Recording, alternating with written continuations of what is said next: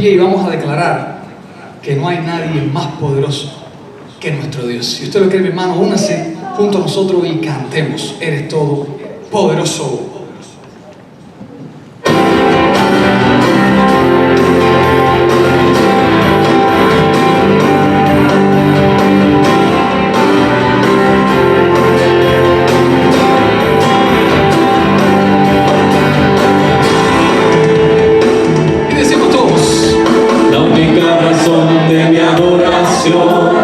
Eres tú, mi Jesús, el único motivo para vivir. Eres tú, mi Señor, mi única verdad está en ti. Eres mi luz y mi salvación, mi único amor. Eres tu Señor y por siempre te alabaré.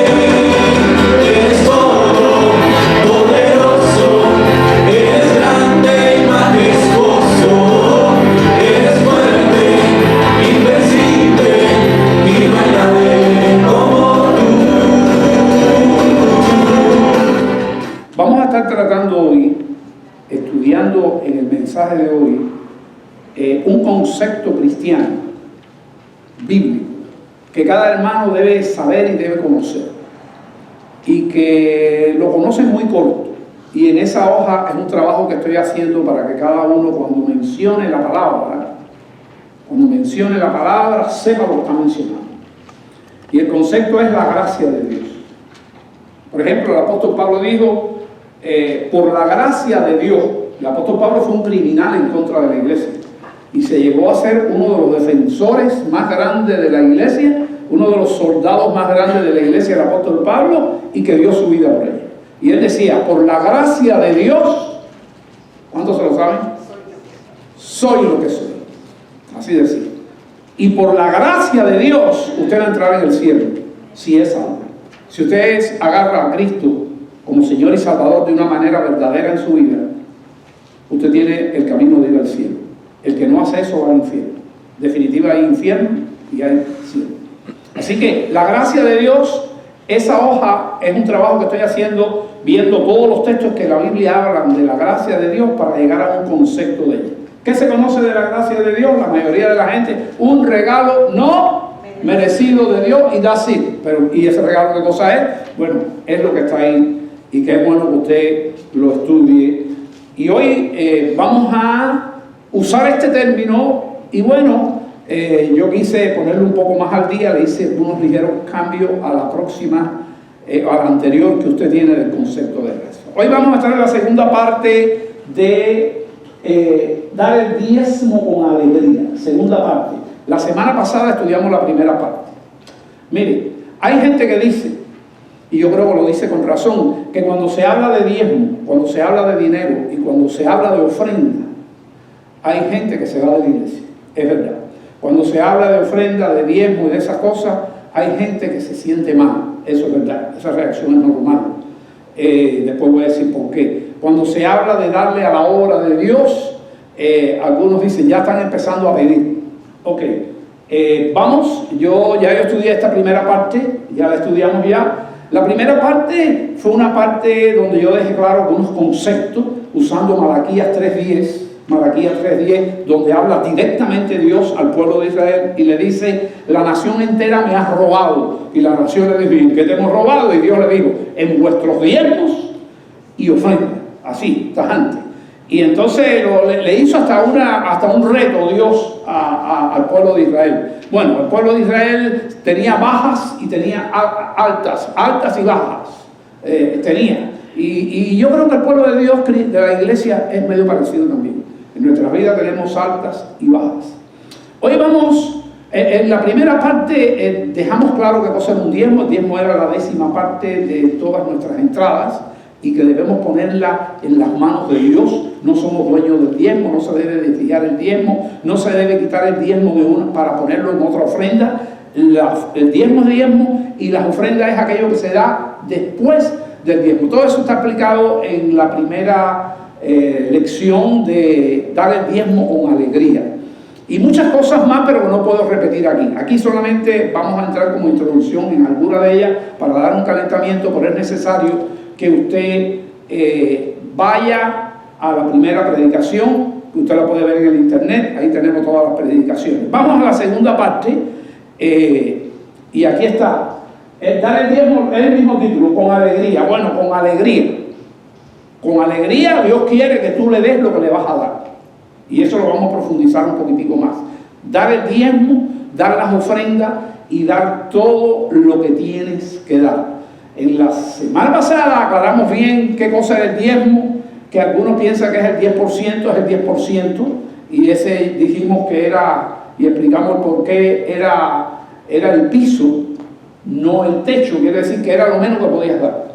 Dios espera que des mucho más. Ahora, dar el diezmo, segunda parte, y yo estoy aquí hoy como pastor para que usted empiece a disfrutar, no que se vaya a la iglesia ni que se ponga triste ni nada de eso, sino que empiece a disfrutar lo que usted le dé a Dios con alegría. Ese es el objetivo. Así que estoy aquí para eso. Vamos a estar estudiando específicamente 2 capítulos que yo digo que son más actuales que Malaquías 3:10. Malaquías 3:10 es donde Dios, vamos a decir, regaña al pueblo de Israel porque le había robado y no le había dado los diezmos. Aquí yo voy a tratar de que usted dé el diezmo con alegría, el verdadero diezmo que se debe dar. Dar el diezmo con alegría.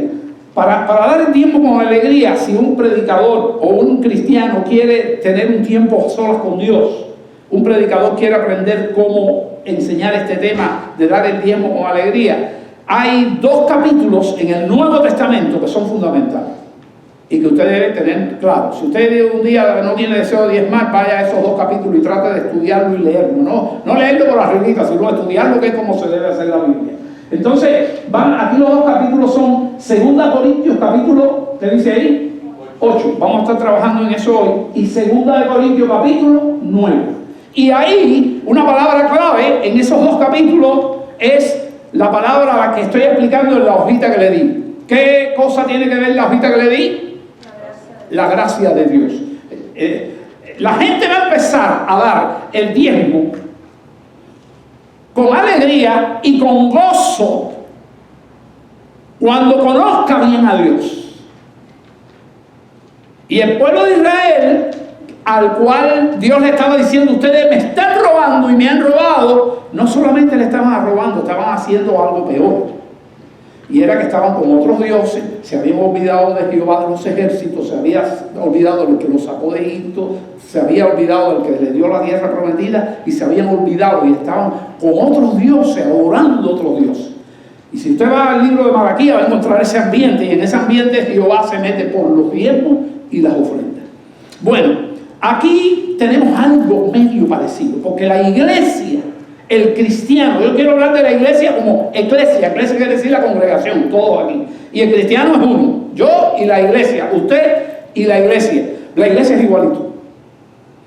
El cristiano, cuando se aleja de Dios, adorando otros dioses que tiene este mundo, el cristiano evangélico, el cristiano bautista, el cristiano pentecostal, el cristiano presbiteriano, el cristiano de cualquier denominación, cuando se aleja de Dios, empieza a dejar de hacer las cosas que a Dios le agrada. Y obviamente una cosa que deja de hacer y que le molesta hacer es ¿qué cosa? Dar a Dios. Y aún más, el mensaje de hoy no es solamente para que nos animemos a dar a Dios, sino para que lo demos ¿con qué? Con alegría. Entonces, vamos a comenzar. Acuérdense que los 2 capítulos, si usted se siente mal diezmando, acuérdese de esto, lo que está enseñando. Esta es la primera enseñanza de hoy. ¿Cuáles son los 2 capítulos donde usted debe ir? 2 Corintios, capítulos 8 y 9. Yo voy a tratar solamente unos textos como tarea. Yo dejo mucho tarea, a mí me gusta dejar tarea para la casa, soy un pastor que hago eso. Como tarea, ya le estoy dejando que usted tenga tiempo a solas con Dios con esto. Pues aquí tenemos, en la carta a Corintios, fue una de esas iglesias, ahora como iglesia, que le pasa a las personas también, pero le pasó como iglesia, que estaba abandonando a Dios. ¿Sabe que las iglesias abandonan a Dios? Las iglesias abandonan a Dios, se enfrían y se mueren. Esta iglesia de Corintios que se abrió en el segundo viaje, al final del segundo viaje misionero del apóstol Pablo. Sabe que el apóstol Pablo tuvo 3 viajes misioneros, algunos dicen que hasta empezó un cuarto. Pero aquí estamos en una carta cuya iglesia, la iglesia Corintio, fue fundada a finales de su tercer viaje misionero. Y fue una iglesia que floreció mucho. Y que Dios le había dado muchos dones, muchas habilidades. Mire qué bonito está cantando el grupo de alabanza aquí. Somos poquiticos, somos una iglesia pequeña, pero el grupo de alabanza canta con calidad y eso nos lo ha dado Dios a través de los años. Bueno, cuando es así, la iglesia empieza a prosperar, pero aquella iglesia prosperó muchísimo. Y sobre todo, materialmente. Era una ciudad poderosa porque tenía, económicamente, porque tenía dos puertos de mar. Imagínense, la mayoría de las ciudades tienen un puerto de mar, esa tenía como 2 puertos de mar, quiere decir que la hacía extremadamente económicamente fuerte. Bueno, la iglesia era económicamente fuerte y había un buen ambiente, pero tuvieron ataques, tuvieron falsos maestros. Empezó el pecado a entrar. Dice la Biblia, que lo leyó ahorita aquí Nelson, el principio de todos los males. ¿Qué dice la Biblia que es? Y eso le pasó a Corintio. De manera tal que Corintio empezaron a ocurrir pecados terribles. Lo hemos estudiado los miércoles hace poco, esta segunda carta a Corintio y la primera. Y había hasta una gente ahí adentro que tenía relaciones sexuales con su madrastra. Y bueno, el apóstol Pablo se enteró de eso, y quiero decirle, hermano, un hombre que daba su vida, que lo daba todo por aquella iglesia de Corintio, ahora está escuchando todos los problemas que hay. Bueno, eso le costó al apóstol Pablo mucho sufrimiento. Tuvo que hacer 4 cartas. 4 cartas existieron, y a nosotros Dios nos permitió tener nada más que 2. Parece que la última carta, la cuarta carta, los últimos 4 capítulos son de alguna de las anteriores, porque ya en la cuarta carta vemos un cambio en la iglesia. Pero estamos estudiando esta segunda carta, que es la última carta, de las 4 la última, y la última de nosotros, porque tenemos nada más que 2, segunda Corintios, y ya Pablo, ya han pasado cosas buenas. La primera carta fue muy fuerte. Si usted lee la primera carta a los Corintios, es fuertísima. Ahora, leyendo la segunda, y estoy dando esta introducción para que usted vea dónde nos vamos a entrar. Entonces, está bregando con una iglesia que ya mejoró un poco. Ya el individuo que estaba haciendo el pecado malo no se fue de la iglesia, se arrepintió, y hubo un arrepentimiento sincero. El Espíritu Santo obró, y los sufrimientos y las oraciones de montones de líderes, había muchos líderes involucrados en orar por esta iglesia, en salvar esta iglesia, y yo creo que la iglesia de Corintio salió, como decimos, a flote. El Espíritu Santo, por la gracia de Dios, levantó a la iglesia de Corintio. Pero vamos a escuchar este capítulo. ¿Cuáles son los capítulos? 8 y 9, ahí están, 8 y 9, donde nos anima y nos hace entender un poco del tiempo. Obviamente, por cuestiones de tiempo, yo voy a usar pocos textos.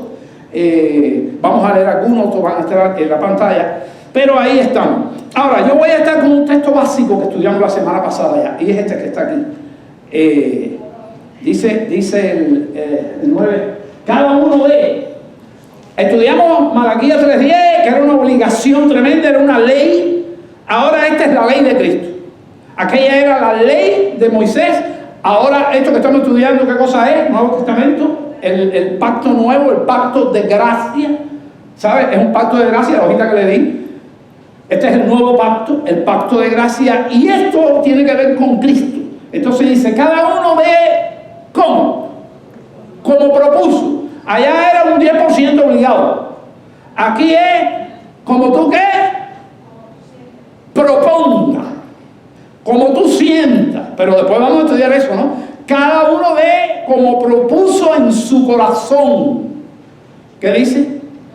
No con tristeza. Tristeza es cuando dice, bueno, hermano, vamos a recoger aquí una ofrenda que hace falta recoger. Ay, empezamos a hablar de dinero, en esta iglesia, en esa iglesia no voy porque en esa iglesia hablan de dinero. Nosotros no hablamos aquí no estamos hablando de las iglesias de la prosperidad, que por cierto están llenas de gente, porque los pastores lo que predican es, dale a Dios para que Dios te dé, dale a Dios y te vas a hacer multimillonario. Y nadie se va a hacer multimillonario, a no ser que tenga la gracia de Dios y Dios lo quiere usar de una manera tremenda para ayudar a la propia iglesia. Así sí se hace un cristiano multimillonario, pero es por la gracia, no porque él quiera hacerse multimillonario, es porque Dios lo hace, porque Dios le da la gana de hacerlo. Eso es otra cosa muy diferente. De manera tal que no estamos metidos, porque estamos hablando de dinero, en la doctrina de la que hay muy famosa por ahí llamada de la prosperidad. El cristiano prospera, pero no prospera, o mejor dicho, prospera en muchas cosas, no tanto como en el dinero. En otras cosas que son más importantes prosperar, aunque también el Señor lo enseña a organizar su economía y también prospera económicamente. Así que vamos a entrar aquí así, como propuso en su corazón, no con tristeza o por necesidad es por obligación. Ya me hablan de eso, imagínate, tengo que diezmar o tengo que, porque me obligan. Bueno, la Biblia te está diciendo es como tú.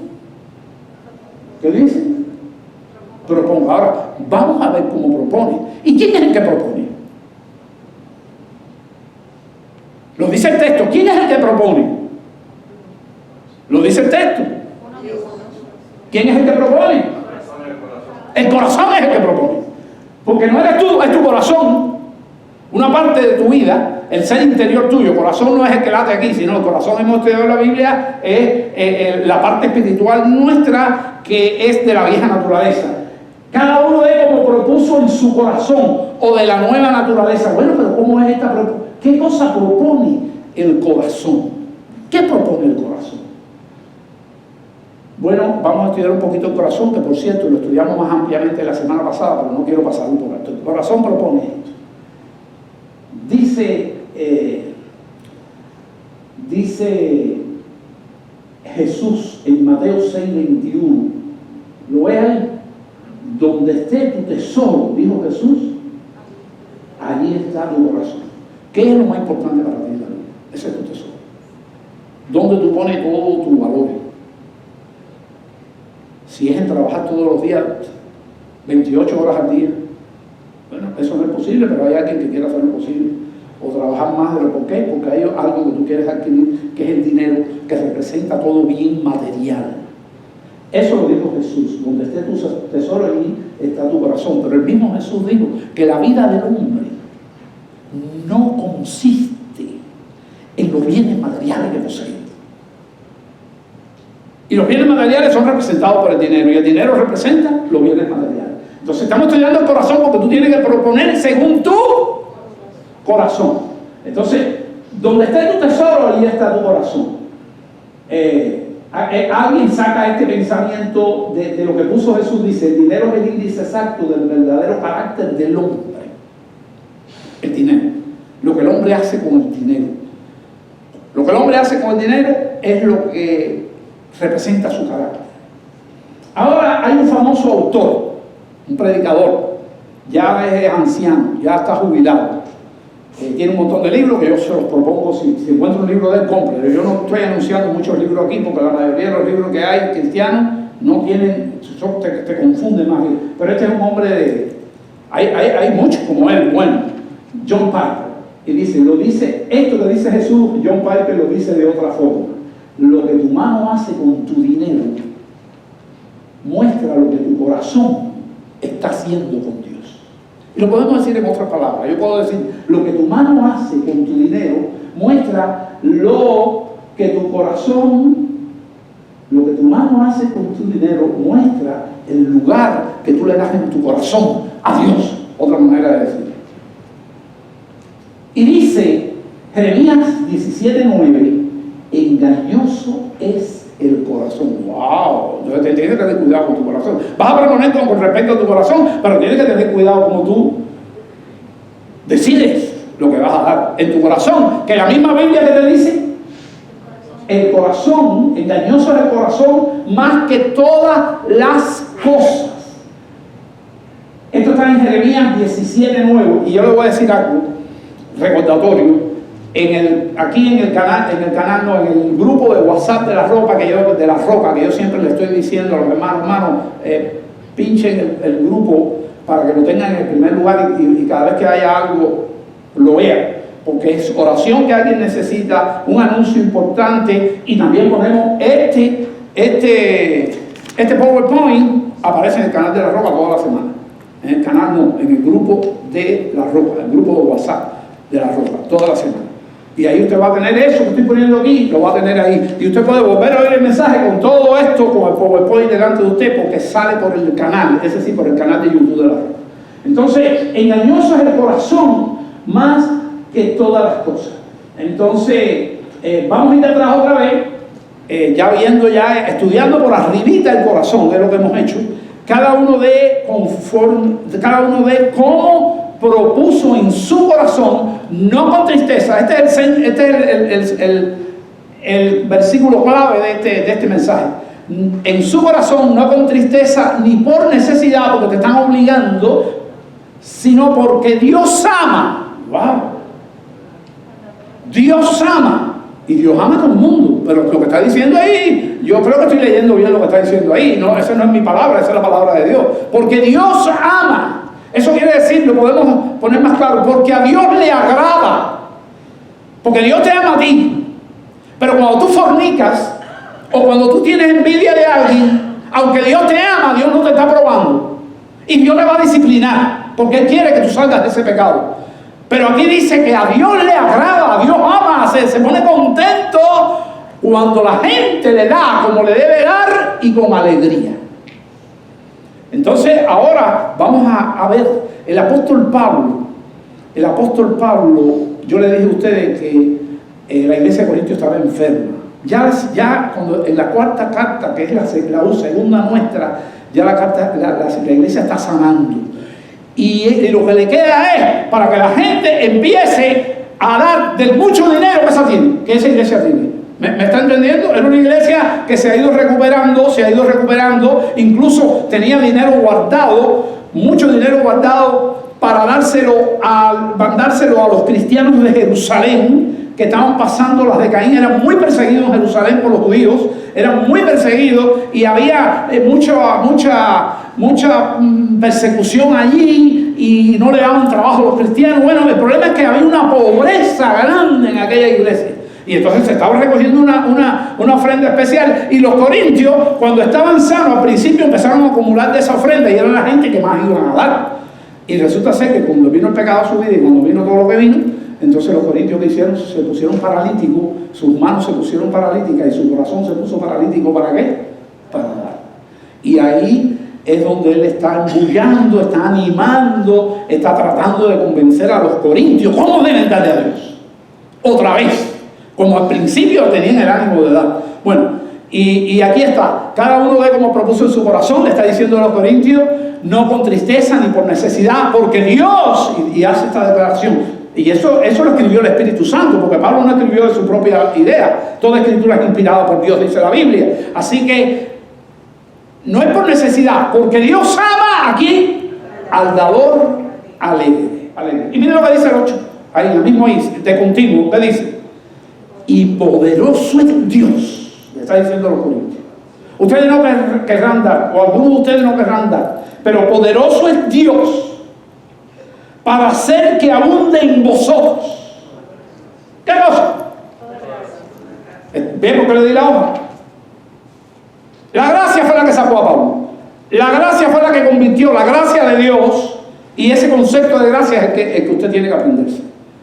Dominarlo. La hojita que le di. ¿Ve que dice ahí, que le puse ahí? Hoja. Y poderoso es Dios para hacer que abunde en vosotros, ¿qué?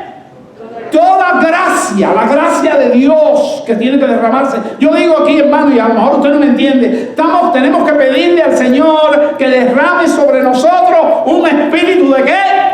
De gracia, para que se entienda. Es el espíritu que nos va a poner a nosotros como una bomba atómica como cristianos, derramando un espíritu de gracia y oración. Espíritu de gracia, la gracia poderosa de Dios que cambia al cristiano, que lo transforma y que usted tiene que estudiarse esa vida, que por eso se la estoy dando. Así que, y poderoso es Dios para hacer que abunde en vosotros toda gracia. Mire, cuando usted estudia a Cristo, dice el apóstol el apóstol Juan, que vimos su gloria. Cuando él caminó sobre la tierra, el único del Padre, vimos su gloria llena de ¿qué? De gracia y de verdad. Cuando usted lee el Salmo 45, en el primer texto, que es un salmo que habla de Jesús, un salmo profético, porque Jesús no había venido todavía, estamos hablando del libro de los Salmos, dice: eres el más hermoso, que Jesús Adrián Romero le puso música a ese salmo. Eres el más hermoso de los hijos de los hombres, porque no por la figura, sino digo, porque tu gracia se derramó de tus labios. Wow, esa gracia que hace que tú des, que Pablo estaba usándola y quería que los corintios fueran para que vieran cuando la gracia se derramara, cómo iba a ser la iglesia de Corintio para el mundo evangélico, que iba a enriquecer el mundo evangélico porque eran ricos allí. Bueno, pues entonces ellos estaban ahí que si daban o no daban, y él está tratando de animar a esta iglesia. Ya habían dejado los pecados, pero no estaban dando. Y entonces dice: a fin que teniendo siempre todas las cosas, todo lo suficiente. Porque lo que sí te asegura Dios es que cuando tú empieces a diezmar, a ti no te va a faltar. No te vas a hacer millonario, pero ¿qué dice? No te va a faltar. A fin de que teniendo siempre en todas las cosas todo lo suficiente, abundéis para toda buena obra. El cristiano verdadero y lleno del Espíritu de Dios tiene que concentrarse en la obra de Dios, tiene que concentrarse en su iglesia, tiene que amar a su iglesia, tiene que sacar los mejores tiempos para su iglesia, cuando su corazón está ¿qué? Lleno de ¿qué? De la gracia de Dios. Entonces tú vas a hacer algo voluntario, pero no vas a dar el 10, vas a decir: wow, ¿qué va? La iglesia tiene este problema que hay que resolver, y los tiene. Y somos una iglesia pequeña. Pero si damos como proponemos en el corazón, según la gracia de Dios, vamos a tener lindas sorpresas. Bueno, pues ahí, para toda buena ¿qué? Toda buena obra. Entonces, ¿ahora qué hace él? Mire, escuche. Ahora vamos al 8, al capítulo 8. Pero escuche bien lo que hay en el 8. No es que nos vamos a ir para otra iglesia, nos vamos a ir para otra iglesia, es porque Pablo va a hablar de otra iglesia. Mire, va a hablar de la iglesia de Macedonia. La iglesia de Macedonia está al norte de la de Corintio, en el mapa. Al norte. Lo estudiamos aquí con mapa y todo el miércoles por la noche. Al norte está Macedonia. Pero Macedonia no era como Corintio, no tenía ningún puerto de mar, no tenía riqueza. Eran la gente más pobre del planeta. Era comparado con otras ciudades, era la ciudad más pobre que había. Macedonia. Dice que algunos cristianos macedónicos se podían considerar los más pobres del planeta, tan pobres como la ofrenda que le querían recoger a los de ¿quién? A los de Jerusalén. Tenían persecución, los de Jerusalén tenían más persecución, pero los macedónicos eran muy pobres. Y entonces ahora Pablo tuvo una experiencia con la iglesia macedónica, y él va a hablar de eso para animar a los corintios. Es la carta de los corintios, pero en la carta de los corintios, ¿de quién va a hablar? De los macedonios. Y el problema es ese, que cuando uno le da a Dios, Dios se busca la manera para que alguien sepa y se anime con el ejemplo que uno da. De alguna manera, porque a la gente le gusta dar en los secretos, ¿no? Pero de alguna manera Dios hace que y mire lo que pasó aquí. Entonces, vamos a ir al capítulo anterior, que es el capítulo 8, ¿verdad? El capítulo 8. Y entonces ya en el verso 1, que yo lo tengo aquí, usted lo tiene ahí, es el verso 1. Así mismo empieza el verso 1, ¿verdad? Del capítulo 8. Bueno, capítulo 8, verso 1, lo tengo aquí en el slide. Dice: así mismo, hermano, os hacemos saber, ahora le está dando un anuncio, escuche bien, le está dando un anuncio, les hacemos saber la gracia de Dios. No es otra cosa, no es un embullo, no es un engaño. ¿Qué cosa es? La gracia que se derramó de los labios de Jesús. Dice el apóstol Juan: vino su gloria lleno de gracia y de ¿qué? Y de verdad. La gracia de Dios que se ha dado a las iglesias, ¿dónde? En Macedonia. ¡Wow! en Macedonia. Ahora yo voy a leer aquí el 2 y el 4, que no lo tengo en pantalla. Pero sigan, está anunciando a la iglesia de Macedonia para que vean ejemplo. Que en grande prueba de tribulación, así estamos, la abundancia de su gozo. Porque cuando la gracia de Dios se derrama, lo primero que se derrama en la vida de un cristiano es el gozo. No importa que esté enfermo, no importa las pruebas por lo que esté pasando. Cuando la gracia de Dios llega a una persona, por eso le digo, hermano, vamos a pedir espíritu de gracia. Bueno, cuando la gracia de Dios nos llena, ¿qué es lo primero que viene según aquí? Gozo. Y su profunda pobreza abundaron, o sea, la combinación del gozo con profunda pobreza, abundaron en las riquezas de su, ¿qué dice ahí? Generosidad. Wow. La generosidad es lo que tú das, la cantidad que tú das. Mientras más generoso eres, más diste. Bueno, ¿qué clase de combinación de palabras? Que en grande prueba se ha derramado la gracia de Dios, dice el versículo 2 ahora. Esa gracia de Dios se ha derramado, que en grande prueba de tribulación, la abundancia de su gozo, su profunda pobreza, abundaron en la riqueza de su generosidad. Pues doy testimonio, porque él fue allí. Él iba allí como mismo iba a Corintios, lo visitaba. Pues doy testimonio de que con agrado han dado conforme a sus fuerzas. ¿Y qué dice? Y aún más allá de sus fuerzas. Entonces, el 4, pero antes de leer el 4 le voy a explicar algo. Parece que el apóstol Pablo estuvo allí y habló de los hermanos de Jerusalén. Le dijo, hermano, tenemos los hermanos de Jerusalén y yo les quiero que ustedes comiencen a orar. Ustedes no tienen que dar, así dijo Pablo, porque conocemos que aquí no hay condiciones para dar. Ustedes no tienen que dar. Lo único que van a hacer, ¿qué cosa? Es orar. Y miren lo que dijeron los macedonios.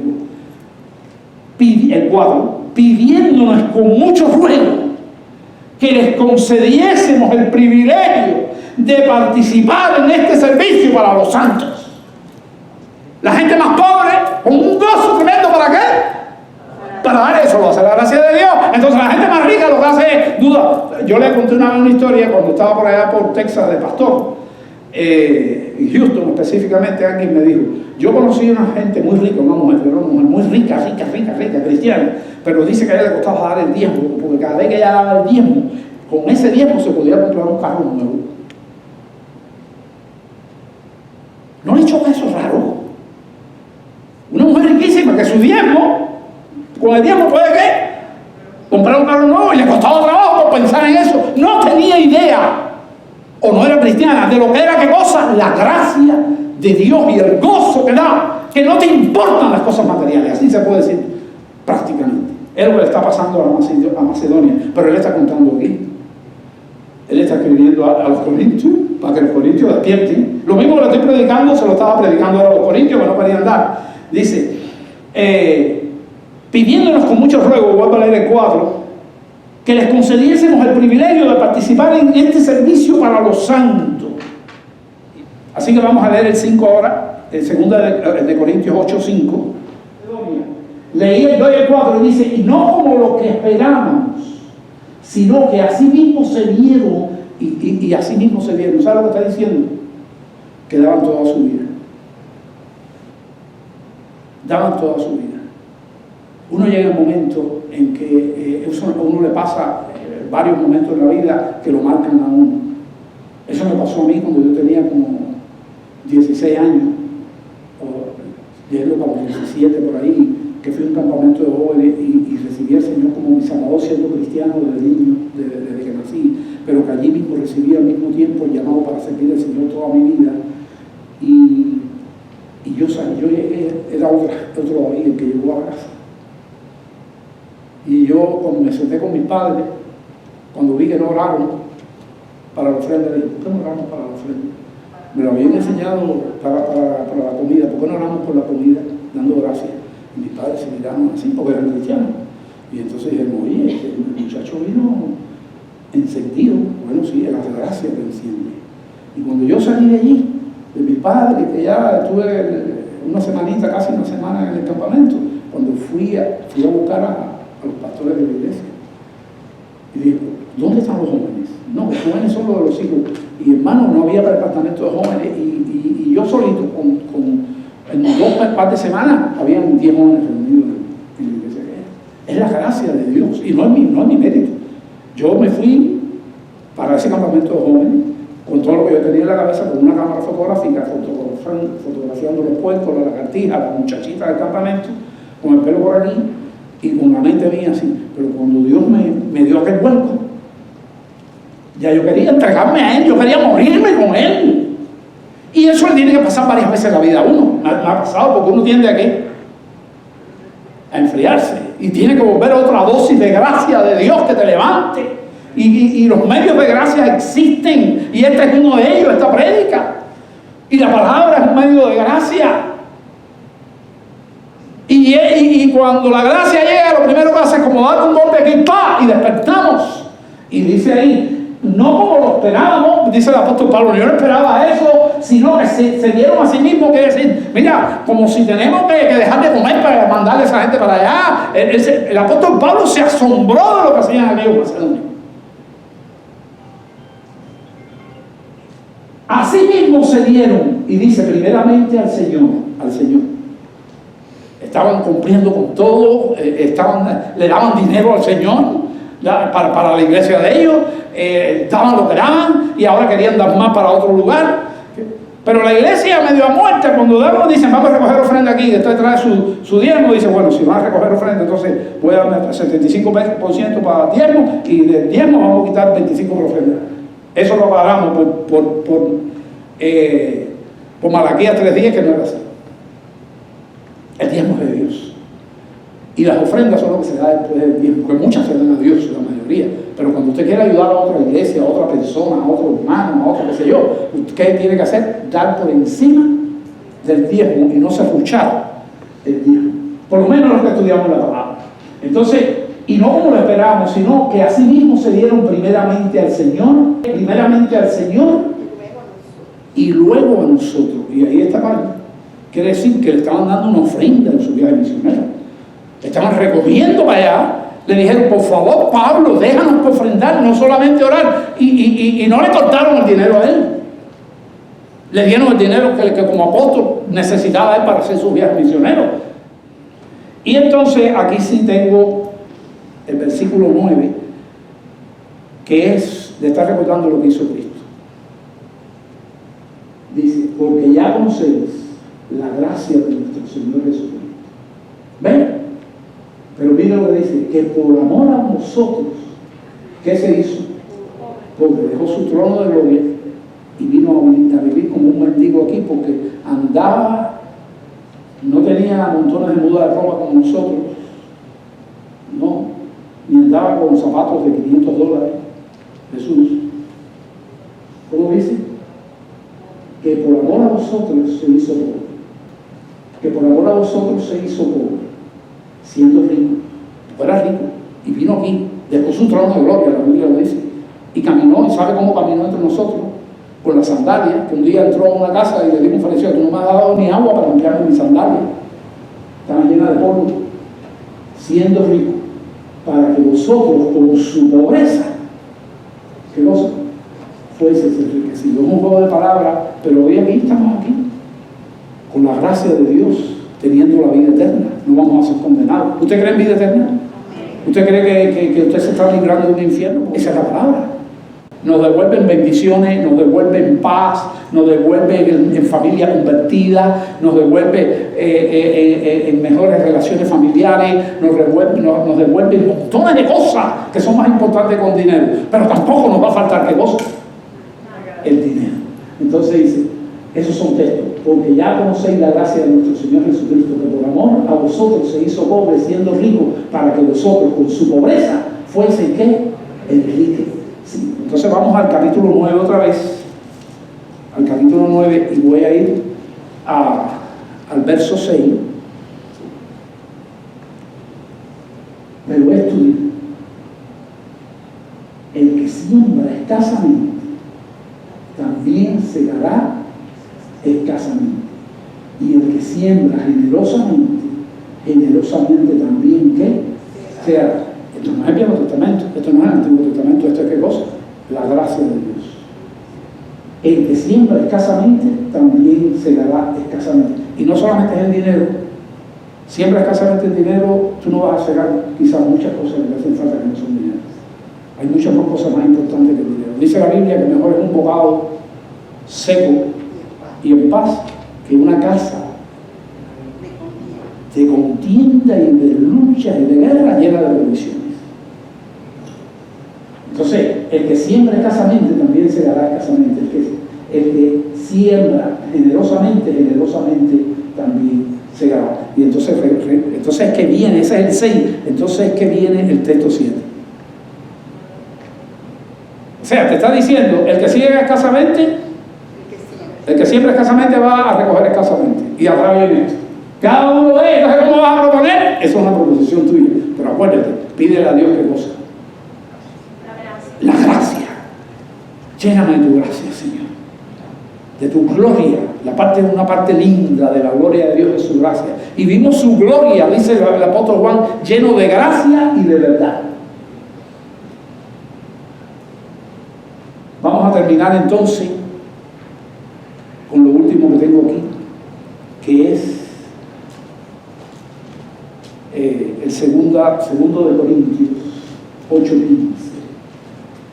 Como está escrito, ya va a terminar el capítulo 8. Mire que esto a mí me dio, escuche bien, porque esto a mí me dio un mensaje especial, personal, a mí. Concéntrese ahora. Dice: el que recogió mucho. ¿Qué cosa recoger mucho? El que acapara, ¿verdad? No tuvo más. Y el que poco, te dice, no tuvo más. Usted dice, bueno, ¿y eso?